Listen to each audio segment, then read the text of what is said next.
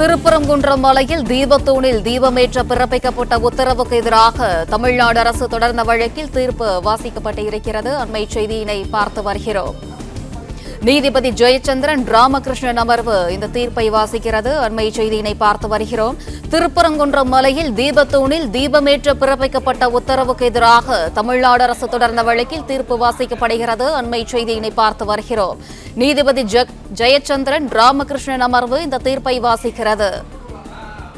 திருப்பரங்குன்றம் மலையில் தீபத்தூணில் தீபமேற்ற பிறப்பிக்கப்பட்ட உத்தரவுக்கு எதிராக தமிழ்நாடு அரசு தொடர்ந்த வழக்கில் தீர்ப்பு வாசிக்கப்படுகிறது. அண்மை செய்தியினை பார்த்து வருகிறோம். இந்த தீர்ப்பை நீதிபதி ஜெயச்சந்திரன் ராமகிருஷ்ணன் அமர்வு வாசிக்கிறது.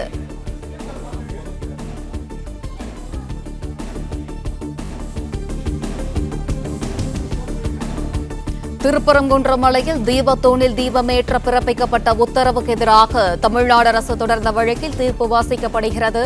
உயர்நீதிமன்ற மதுரை அமர்வில் நீதிபதி ஜெயச்சந்திரன் ராமகிருஷ்ணன் இந்த தீர்ப்பை வாசிக்கின்றனர். கூடுதல் விவரங்களுடன் இணைகிறார் செய்தியாளர் ராஜகுமரன். வணக்கம். இந்த வழக்கின் விவரம் என்ன? திருப்பரங்குன்றத்தில் ஒவ்வொரு ஆண்டும் தீபம் ஏற்றப்படும். கார்த்திகை திருநாளில் தீபம் ஏற்றப்படும்.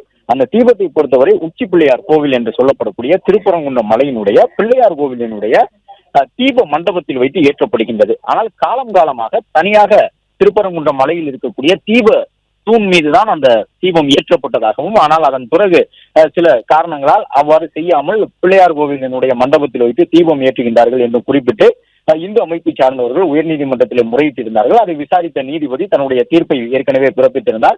அதன்படி திருப்பரங்குன்றத்தினுடைய தீப தூணில் வைத்து இந்த ஆண்டு தீபம் ஏற்றுவதற்கான பாதுகாப்பு ஏற்பாடுகளை செய்ய வேண்டும் என்று வலியுறுத்தியிருந்த நீதிபதி நீதிமன்ற காவல் பணியில் ஈடுபட்டிருக்கக்கூடிய மத்திய தொழிலக பாதுகாப்பு படையான சிஆர்பிஎஃப் வீரர்கள், அந்த சிஐஎஸ்எஃப் வீரர்கள் உள்ளிட்டவர்களுடைய பாதுகாப்புடன் மனுதாரர் அந்த திருப்பரங்குன்றம் மலையில் இருக்கக்கூடிய தீப தூணில் விளக்கு ஏற்றலாம் என்று தெரிவித்திருந்தார்கள். ஆனால் தமிழ்நாடு அரசு சில உள்நோக்கத்தோடு அந்த மனு தாக்கல் செய்யப்பட்டதை நீதிபதி அறியாமல் தீர்ப்பு வழங்கிவிட்டார்.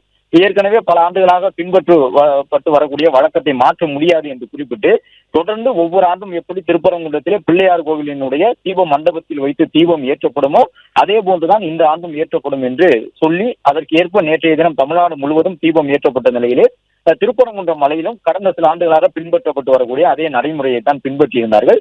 அதை சுட்டிக்காட்டி நீதிமன்ற அவமதிப்பு வழக்கு தொடரப்பட்டிருந்தது. பிளே ஸ்டோர் மற்றும் ஆப் ஸ்டோரில் இருந்து பாலிமர் செயலியை QR கோடு மூலம் பதிவிறக்கம் செய்யுங்கள். செய்திகளை உடனுக்குடன் பெறுங்கள்.